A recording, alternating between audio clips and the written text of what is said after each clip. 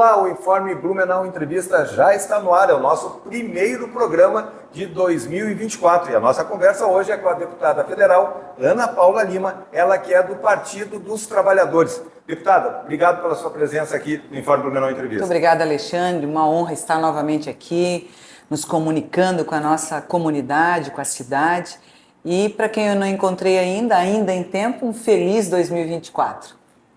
Esse programa foi gravado no dia 1º de fevereiro. Deputada, vamos fazer um balanço geral desse seu primeiro ano na Câmara dos Deputados. Acho que foi um ano maravilhoso para o Brasil, não somente para o meu mandato enquanto vice-líder do governo do presidente Lula. No Congresso Nacional aprovamos projetos de extrema importância, destaco a reforma tributária, há muito tempo debatida, tanto no Senado quanto na Câmara Federal, e que no ano passado, já no primeiro semestre de 2023, a Câmara Federal aprovou a reforma tributária. Neste momento, já tem toda uma equipe para regulamentação da reforma tributária, inclusive em Blumenau, nós temos vários advogados participando para regular, esse projeto tão importante. Então, eu destaco esse como principal projeto. Por quê? Por causa da industrialização do nosso país, para a justiça tributária. Não é justo, Alexandre, você que está nos acompanhando, por exemplo, alguém que tem uma moto tem que pagar todos os seus impostos. Quem tem um avião, quem tem um helicóptero, quem tem um iate, não pagava imposto. Então essas correções a reforma tributária já fez e agora na regulamentação irá concluir, definitivamente esse tão sonhado projeto da reforma tributária. A outra questão da reforma tributária é que ela vai isentar 1.300 itens da cesta básica, tanto dos gêneros alimentícios, falo em gênero aqui porque teve um debate aqui na Câmara com a palavra gênero, né? Gênero alimentício, a alimentação, para não ter dúvida, como também da questão da medicação. O Brasil é um país que as pessoas pagam muito imposto. Quem paga muito imposto é pobre, a gente sabe disso, né? Esse percentual ele precisa ser corrigido. Então, de 5 impostos vem um, que é o IVA, Imposto do Valor Agregado, para não haver acumulação de impostos no mesmo produto. Eu acho que são alguns detalhes, dessa nova reforma. O povo brasileiro nem acreditava ainda. E o setor produtivo, o setor industrial no Brasil ajudou muito na elaboração, na correção de alguns artigos e nós findamos o ano 2023 com a aprovação desse projeto. Deixa eu só, deputado, aproveitando esse gancho da reforma tributária, que era uma coisa que já estava em debate, em consenso pelo menos há 30 anos no Congresso Nacional, é um projeto que não é do governo federal, é um projeto que do parlamento, claro que teve um interesse do governo federal, e a gente percebe que todo mundo defendia a necessidade disso, mas a gente percebe lideranças catarinenses que se opuseram a esse modelo, inclusive o próprio governador Jorginho Melo, o senador Jorge Seife e uma série de outras lideranças, dizendo que Santa Catarina vai perder recursos com essa reforma. O que isso tem de verdade nisso? O setor industrial produtivo do estado de Santa Catarina aplaudiu. Muitos parlamentares, infelizmente, que não querem fazer aquela política da grandeza, de melhorar o nosso país, votaram contrários ao projeto, que não é, como você falou, não é um projeto do governo, estava sendo debatido no Senado e na Câmara. Nós conseguimos unificar, o governo trabalhou muito para que isso acontecesse, porque eu acho que quem ganha é o povo brasileiro. Mas Santa Catarina não vai perder nenhum recurso. Santa Catarina é destaque em nível nacional, não vai perder nenhum recurso, e até porque ela vai levar um tempo para ser implantada a reforma tributária. E dentro da regulamentação, ela também pode haver algumas correções, se há algumas perdas, mas no momento, sinceramente, não vai ter. Deputada, já tinha uma série de desafios aí no parlamento, mas em abril do ano passado aconteceu aquela triste tragédia aqui, na creche Cantinho Bom Pastor, aqui em Blumenau, e aí também se debateu muito no parlamento ações para minimizar a violência em espaços escolares no Brasil. Como é que a senhora avalia que se deu esse debate? A senhora puxou algumas reuniões, outros colegas seus puxaram reuniões, sempre é importante esse debate, Mas o que fica de legado para esse ano, para que medidas desse tipo não se repitam? Olha, uma delas é a regulamentação das redes sociais. Um projeto que também está no Congresso Nacional. Vocês que têm a missão de estar informando a população, vocês são regulamentados. Se tu falar alguma coisa aqui, a justiça vai lá e vai te punir, ou tu vai ser processado. Mesma coisa com a TV, mesma coisa com a rádio. Nas redes sociais não tem regulamentação. E o que dá mais engajamento nas redes comuns? As notícias tristes, né? As notícias de ódio, né? Então a regulamentação das redes sociais é de extrema importância para combater o abuso sexual, a pedofilia nas redes sociais e também esse tipo de violência. Todos esses ataques, a maioria dos ataques que aconteceram nos últimos tempos, que não foi só na cidade de Blumenau, em Santa Catarina, lá no município de Saudades também aconteceu o primeiro ataque em creche. O que o governo tem feito diante infelizmente, dessa tragédia que aconteceu na nossa cidade? Fez a política de proteção. O prefeito hoje da cidade de Blumenau me cobrou, né, que precisava liberar esses recursos. Teve um prazo para ser cadastrado, esse prazo venceu, ele quer a prorrogação desse prazo para poder liberar cerca de R$1 milhão para fazer a política de segurança nas escolas e nas creches do município. Eu não sei se isso só basta, né? Acho que não pode também ter esse policiamento, né? Precisa haver a proteção, mas a gente precisa também trabalhar com a sociedade, né? Eu acho que nós estamos vivendo um momento muito difícil. Vivemos nos últimos anos a questão da discórdia, do ódio, do armamento na sociedade. Isso gerou essa série de conflitos. Vamos falar sobre BR-470, que talvez seja o tema que a senhora tenha sido mais questionada no começo do seu mandato, né? Tinha todo aquela polêmica sobre a rodovia. A rodovia realmente ficou estagnada nos últimos anos, não teve avanço. A gente percebe hoje que praticamente ela está quase toda pronta, com alguns pontos aqui em Blumenau e aqui em Indaial em construção. Qual é o prazo para finalizar o que falta ainda? Bom, Alexandre, você que está nos acompanhando, você sabe qual é a minha missão enquanto deputada federal. Além das leis, é trazer investimentos para o estado de Santa Catarina e para a região aqui do Vale do Itajaí.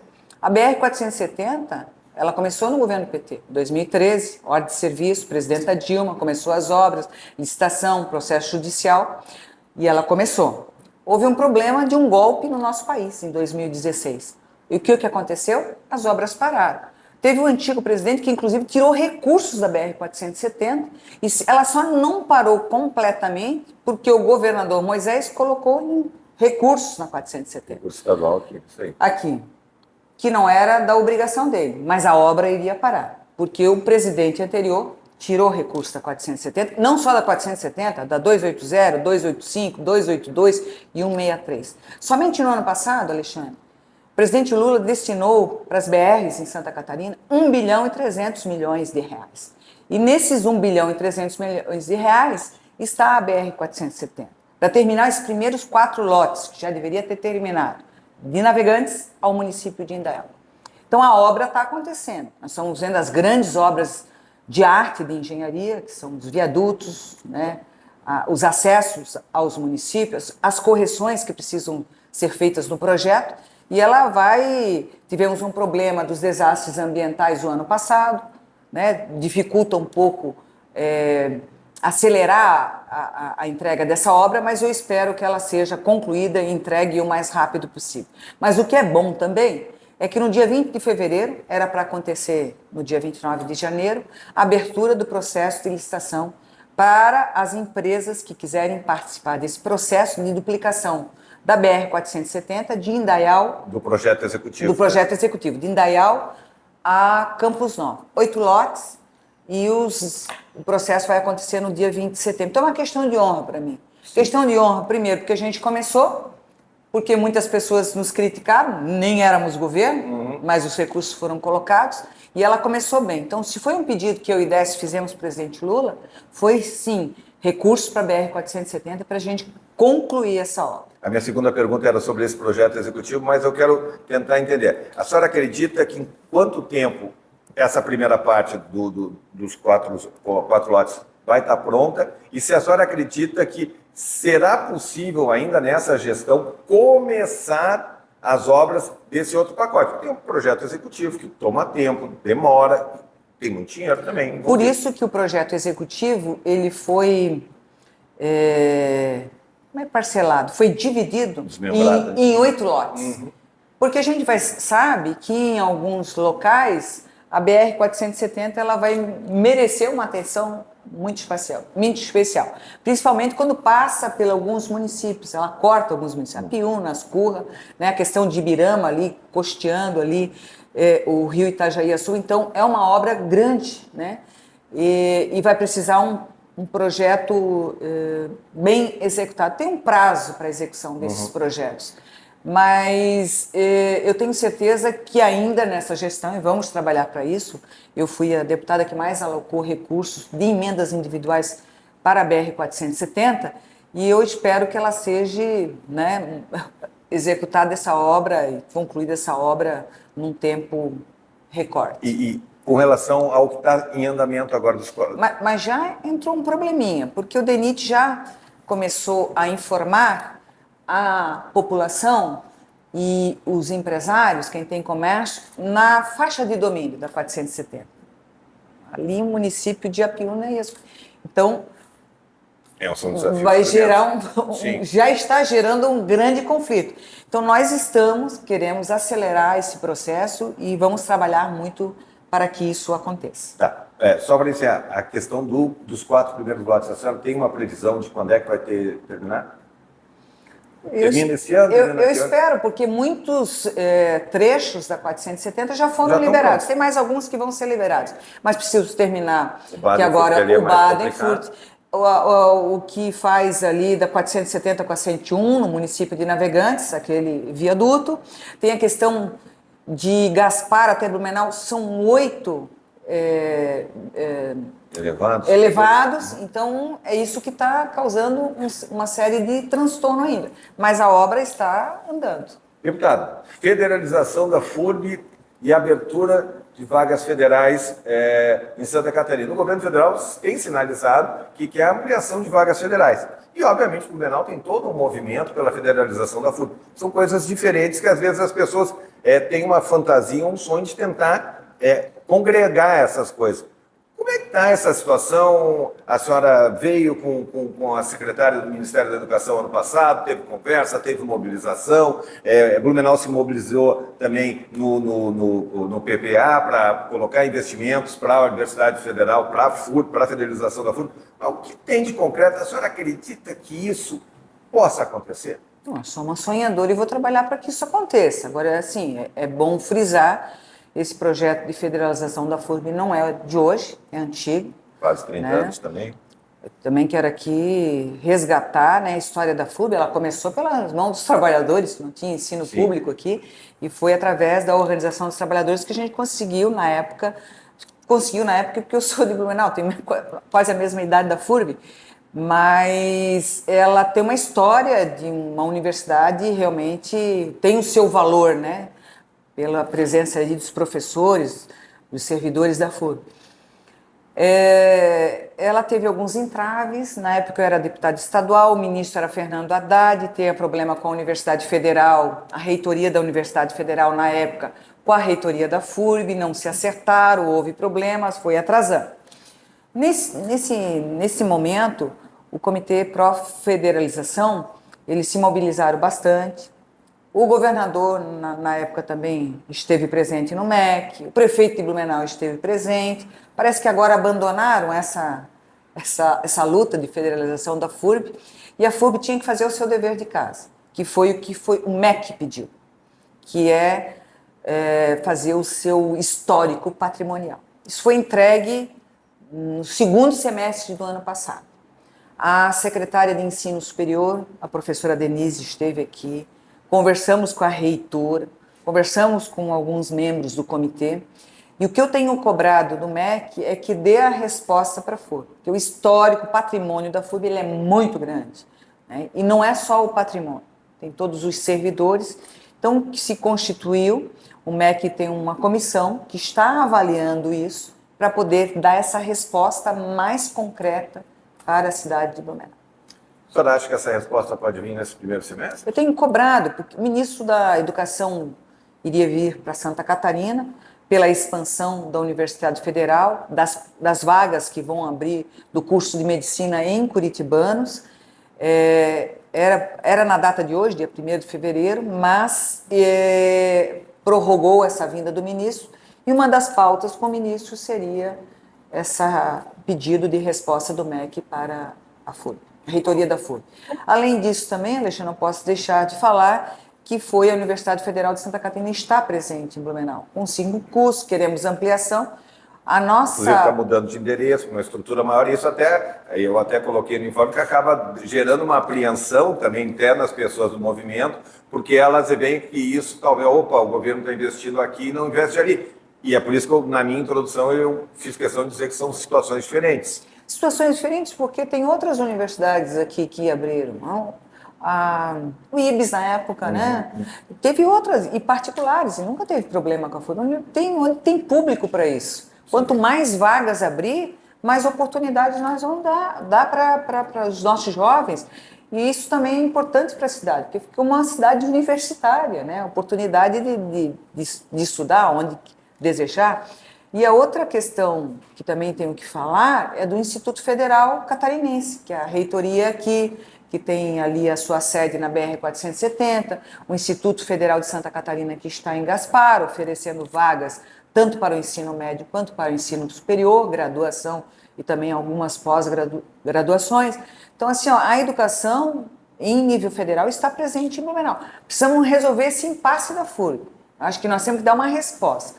Se vai ser, de que forma vai acontecer, aí tem os técnicos que vão poder concretizar esse sonho.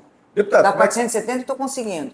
Sim. Da FURB também é prioridade. Deputado, como é que está a relação com os seus colegas da bancada catarinense? Santa Catarina elegeu uma bancada de oposição majoritariamente. Teve um grupo político, que é o do MDB, que praticamente está bem equacionado, está bem alinhado com o governo federal, outros parlamentares também. Mas a gente vê uma coisa bastante beligerante entre a bancada de oposição aqui de Santa Catarina com relação ao governo federal e com relação ao Partido dos Trabalhadores que a senhora representa lá. Como é que está a relação? Acho que a política ela tem que respeitar a posição de cada um e de cada uma. Agora quem está perdendo são eles. Porque o governo federal, somente em Santa Catarina, no Programa de Aceleração e Crescimento, vai investir 48,6 bilhões de reais para fazer as obras, tanto nos municípios quanto no governo do estado. O governador Jorginho levou do BNDES 681 milhões para as estradas catarinenses. As filas de cirurgias estão acontecendo, as cirurgias eletivas, porque são recursos federais. Blumenau, hoje eu falei para o prefeito Mário, do quanto de investimentos veio para Blumenau somente no primeiro ano do governo do presidente Lula. Então a política tem que fazer com grandeza. Eu posso não concordar com algumas opiniões, mas eu tenho que votar no que é melhor para o Estado brasileiro. Na reforma tributária, eles votaram contra, a maioria votou contra. E os empresários catarinenses estão batendo palma para a reforma tributária, então não dá para entender. Aproveitando, na semana passada, a senhora esteve acompanhada do presidente do Sebrae, Décio Lima, do vice-presidente da República, Geraldo Alckmin, um evento na Fiesc, onde os empresários cobraram investimentos em infraestrutura. A senhora já falou uma série de investimentos que o governo federal tem feito e naquele momento, inclusive, se eu não me engano, o próprio Décio retrucou, dizendo, não, para aí que vai ter mais investimento, mas tem sido feito. Como é que está essa relação com a classe empresarial de Santa Catarina, a elite? Lembrando, inclusive, que durante a última campanha eleitoral, quando o Décio foi candidato a governador pelo Partido dos Trabalhadores, ele, inclusive, não foi convidado por algumas entidades para participar de apresentação de propostas durante a campanha eleitoral. Melhorou essa relação? Bom, nós estamos trabalhando, Alexandre? O presidente, o vice-presidente Geraldo Alckmin fez uma bela palestra na Federação das Indústrias em Florianópolis, com vários empresários. Eu lamento que não tenha conhecimento dos investimentos que estão acontecendo nas nossas rodovias. Falei, 1 bilhão e 300 milhões de reais somente no ano passado para esse ano. O que eu vou dizer? Eu queria saber onde é que estava esse povo quando o antigo presidente tirou o recurso da BR-470, não teve esse tipo de manifestação. Então, assim, ó, a política tem que ir para frente, vamos resolver, se gosta ou não, nós temos que resolver o problema das cidades, é onde que as pessoas moram, né? Mas, sempre com muito diálogo, né? Respeitando as opiniões, acertando onde de repente erramos, corrigindo algumas ações, mas eu quero estar sempre presente. Eu estive, por exemplo, agora, essa semana, na Associação de Micro e Pequenas Empresas, também em Blumenau. Fizeram uma série de pedidos, fiz algumas sugestões, inclusive, para esse setor tão importante, que inclusive o Décio é responsável, né? Sebrae Nacional, movimentando a economia do nosso estado e do nosso país, com micro e pequenos empresários, com os MEIs também. Então, assim, ó, a política tem que aglutinar, mas essa relação, que já foi muito mais conflitante, ela já está bem melhor. Deputada, Também 311 bilhões para o setor industrial do Brasil, com a neoindustrialização, é muito recurso. Deputada, antes de ir para a política local, a última pergunta sobre a política nacional. A questão de 2 semanas, talvez seja isso, a senhora deu uma entrevista no Litoral que gerou bastante polêmica, que a senhora disse que era questão de dias para o ex-presidente Jair Bolsonaro ser preso. Inclusive, muita gente disse que a senhora estava com informação privilegiada. O que a senhora quis dizer naquele episódio? Olha, está demorando a prisão dele. De todos os indícios que tem, 700 mil pessoas morreram no Brasil pela negação da ciência e da vacina. A questão das joias no Brasil. A questão, no período eleitoral, ele botar a Polícia Federal, a Rodoviária Federal para as pessoas do Nordeste não poderem votar. A questão dos 53 imóveis que o filho dele comprou com dinheiro vivo. Está aí os indícios. Basta fazer investigação. Eu não tenho informação privilegiada, nem quero, o meu trabalho é outro, mas a injustiça que cometeram com o presidente Lula, sem nenhuma prova do ex-presidente, né, infelizmente, as provas estão todas aí. Vamos para Está demorando. E essa semana também teve lá, gente, o filho dele com informação privilegiada da ABIN, com um computador na sua casa, o telefone da ABIN na sua casa. Que mais indícios do que esse? Mas a Polícia Federal desmentiu que estava na casa dele, tanto o computador quanto o celular. Estava na casa de um outro assessor. Assessor de quem? De outro assessor, mas não estava com... De que assessor de quem? Não. Sim, não, mas só estou falando que a Polícia Federal, até porque isso foi uma barrigada do jornalista que acabou, inclusive, se retratando. Vamos para a nossa aldeia. Mas estava, né? Porque a BIM, né, agora a gente descobriu que algumas pessoas estavam sendo monitoradas. Vamos falar nem desse antigo presidente. A presidente Dilma estava sendo monitorada. A casa do ex-presidente Lula foi colocado escuta, gente. Realmente, isso não... Pode. Vamos lá para a nossa aldeia. Candidato a prefeito de Blumenau novamente esse ano? Pergunta difícil, né, Alexandre? Não, mas a senhora já tem a resposta, né? Tu disse? Diz, é o que o pessoal fala, né? O Partido dos Trabalhadores, a executiva, está em reunião, debatendo alguns nomes. Já fui candidata a prefeita, uma honra muito grande. Meu Deus, se eu tivesse esse privilégio de governar a cidade de Blumenau, meu Deus, eu acho que a gente podia fazer muita coisa no debate da cidade, né? Tantos problemas, né? A questão do abastecimento da água, do transporte coletivo, da questão da saúde, da educação. Mas assim, eu acho que é muito cedo ainda. O partido tem alguns nomes que a gente está debatendo. A certeza que lhe dou, e é você que está nos acompanhando, é que o PT terá a candidatura. Na boa política, no debate da cidade, é isso que a gente tem que fazer aqui na cidade de Blumenau. A senhora sente que está o clima do eleitor de Blumenau, porque a cidade foi já governada pelo PT 2 mandatos, com o Décio, foi uma gestão bem avaliada, mas hoje a gente percebe, né, 2020, a senhora foi vítima, inclusive, disso, né, num cenário, a gente ainda percebe uma rejeição muito forte à esquerda e ao Partido dos Trabalhadores. Né? Então, isso em Santa Catarina e Blumenau tem sido. Como é que a senhora sente isso e como vencer essa desconfiança? Porque, infelizmente, o povo do Brasil, o estado de Santa Catarina e da nossa região aqui foi contaminado pelas mentiras, pelas inverdades que aconteceram através das fake news, que durante um período, né, fomentaram a mente das pessoas.